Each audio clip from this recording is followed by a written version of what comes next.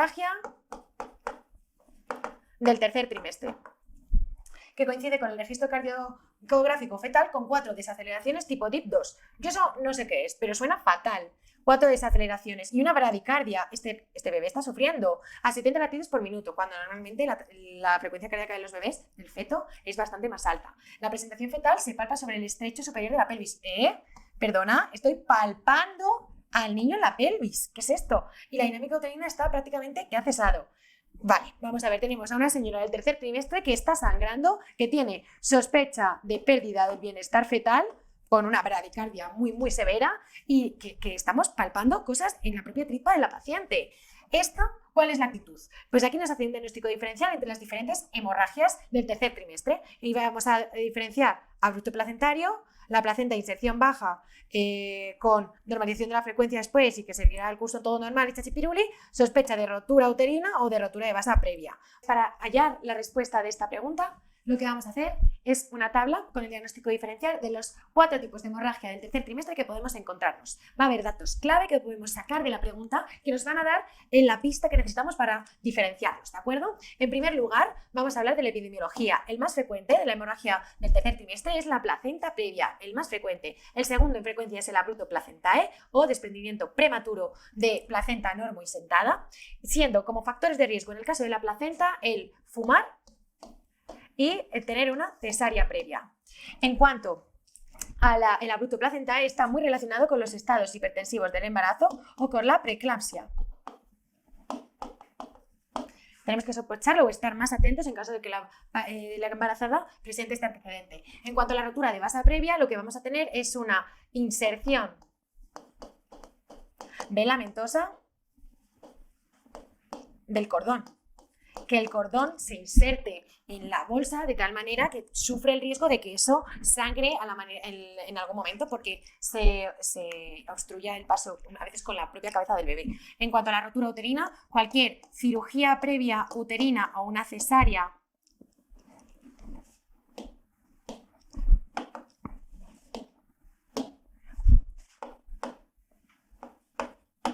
previa que ocasione una cicatriz en el útero, ese útero va a tener más probabilidades de hacer una rotura uterina durante el embarazo del tercer trimestre. En cuanto a la clínica, ¿qué vamos a presentar? Todos son hemorragias del tercer trimestre. Pues bien, los datos clave de la hemorragia que me van a ayudar para diferenciarlos son: la placenta previa es una hemorragia indolora, esporádica, de sangre roja, en el que el tono del útero está bien y la mamá está pues en buen estado general, depende de la cuantía del sangrado, pero en principio está bien. En cuanto al abrupto placentario, lo que tenemos es una hemorragia escasa, oscura, con una hipertonía del útero que ocasiona un dolor a la mamá, y la rotura de vasa previa es al final el sangrado en el momento del expulsivo.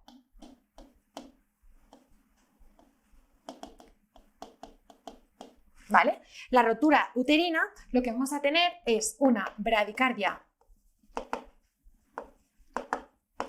fetal y palpación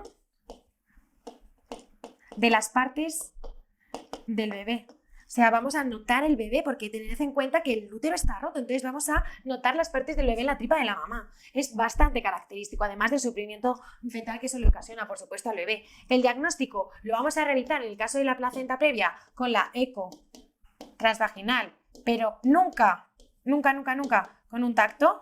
No vamos a meter el dedillo ahí a ver la placenta previa, nunca. En el caso del abrupto placentae, ante una sospecha de pérdida del bienestar fetal y con una eco podemos hacer el diagnóstico. Y en el caso de la rotura de vasa previa, pues es que lo que vamos a ver es una amniorexis sanguinolenta. En el momento en el que se rompe la bolsa, lo que sale es sangre y eso coincide en el expulsivo con la rotura de la bolsa. En el caso de la rotura uterina, lo que vamos a ver es precisamente esa bradicardia fetal, el mal estado general de la mamá, la rotura de ese útero que está atónico, eso también puede darnos la clave, o lo que comentábamos de la clínica. En cuanto al tratamiento, la placenta previa, al final lo que tenemos es la placenta que está justo por donde tiene que estar la cabeza del bebé. En el caso del que la placenta sea oclusiva, que esté ocluyendo todo el círculo, o sea una hemorragia muy grave, el tratamiento es cesárea. Si por otro lado no es oclusiva, sí que podemos plantearnos un parto vaginal. En el caso del abrupto placentario, lo que tenemos que hacer es una extracción fetal urgente, sáquele de ahí a nuestro bebé. En el caso de la rotura de vasa previa vamos a hacer una cesárea y en la rotura uterina vamos a entrar a quirófano a hacer una laparotomía urgente. ¿De acuerdo? El pronóstico en el caso del bebé, en el caso de la placenta previa, suele ser bueno. Puede tener prematuridad y esta ser la causa de más mortalidad en estos niños. En el caso de la abrupto placentae, es cierto que es muerte fetal. Estamos hablando de hasta un 50% de muerte fetal. En el caso de rotura, el feto muerto lo vamos a encontrar hasta en un 30 o 50 de los casos. Y por último, la rotura es la madre. Tiene muy mal pronóstico y el feto tiene también mal pronóstico, aunque menor que la madre. Aquí destaca que la mamá es la que más va a sufrir, tened en cuenta que tiene todo el útero roto. A continuación, aquí os dejo la tablita con, bueno, esto puesto un poquito mejor, con letra de ordenador para que lo veáis, como comentaba, el pronóstico del bebé en caso del abrupto placentario y la rotura de vasa previa es muy, muy malo, pero más malo es el de la mamá en caso de la rotura de uterina. Con lo cual, ahora sí que podemos volver a nuestra pregunta y saber que cuando nos dicen bradicardia fetal, que palpo las partes de mi bebé en un sangrado en el tercer trimestre, lo que toca hacer es una laparotomía urgente porque estamos ante una rotura uterina. Bien, mujer de 27 años, acude a consulta de ginecología remitida de su médico de cabecera con el diagnóstico citológico cervical de lesión intraepitelial de alto grado, es decir, HSIL. Fumadora, sin hijos, sin pareja estable y con deseos reproductivos. Se realiza una colposcopia, se biopsia y el estudio histológico informa de un cáncer, lesión intraepitelial de alto grado que se denomina CIN3, carcinoma in situ 3. ¿Cuál es la conducta indicada en esta paciente? Histerectomía, vacunación para el virus del papiloma humano, colonización o seguimiento citológico. Bueno, pues os adelanto que en el caso de una lesión de alto grado con una lesión intraepitelial CIN3, el tratamiento va a ser la colonización. Y os voy a explicar por qué. Vale, a continuación os voy a dar un cribado, un algoritmo sobre el cribado del cáncer de cervix para saber por qué llegamos aquí a esta colonización cervical como tratamiento indicado en este caso, ¿de acuerdo? Comenzamos. En el caso de yo hacerle una citología a mi paciente, según cribado, según precise, pueden pasar dos cosas. Que salga negativa, en cuyo caso va a seguir seguimiento según cribado, que eso será en función de la edad y las características de la paciente, o puede ser que salga positiva. Y cuando la citología sale positiva, lo que nos encontramos son diferentes lesiones que nos pueden decir desde AP. Nos puede decir AGC, ASCUS, LSIL, OH, sí, ¿de acuerdo? Este quiere decir que tiene la G de componente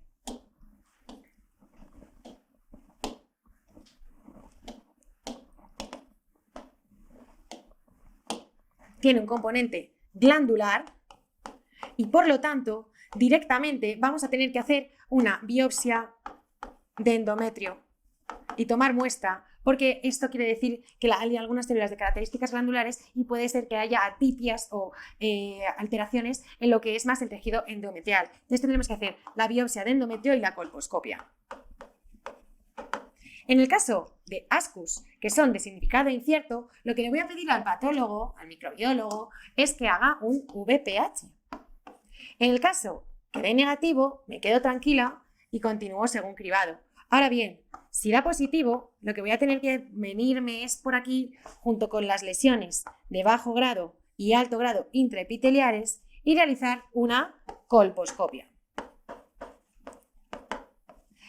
El colposcopio es un aparatito que tienen los gines en consulta, que lo que van a hacer es mirar bien el cérvix. Van a teñir con ácido acético o con Lugol para ver qué zonas pueden tomar más fácilmente biopsias y en función de lo que vean en la colposcopia, envían esa biopsia, si esto es el cuello, ¿vale? Ellos van a coger pues alguna biopsia de aquí, de por aquí, en función, según tiñan, van a ver las zonas que son más sospechosas para tomar la biopsia, cogen un poquito de biopsia y van a mandarlo a analizar. Y aquí pueden pasar 3 cosas. La primera, que el anatomopatólogo nos diga, vale, es un CIN 1.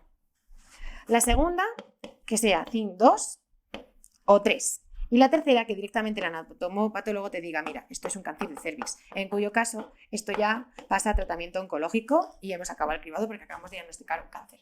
En función, si tenemos el CIN, CIN 1, lo que vamos a hacer es el COTES, ¿vale? Y vamos a pedir un VPH y vamos a hacer seguimientos con citologías durante un año. Si sigue durante un año, 2 años positivo, lo que vamos a hacer a los 2 años se mantiene positivo después de hacerle toda vez cribados y cribados y cribados, lo que vamos a hacer es lo mismo que si tenemos un CIN 2 o 3 en la primera muestra de biopsia, que es una conización, que no es más que quitarle un trocito de cuello del útero, ¿de acuerdo? En el caso de que tenga un CIN 1, pero previamente yo venga de un HSIL, entonces también voy a ir directamente a la conización. En el caso de la paciente de nuestra pregunta, lo que teníamos era, primero, un hallazgo de HSIL, con lo cual esto ya nos indica que directamente cuando hagamos la colposcopia vamos a ir a la conización, pero es que además en la colposcopia había salido en la colposcopia nos había salido como resultado un CIN 3, con lo cual sí o sí lo que precisa nuestra paciente es conización. Pasamos al último bloque de nuestra tutoría, en el que vamos a repasar conceptos MIR, asociaciones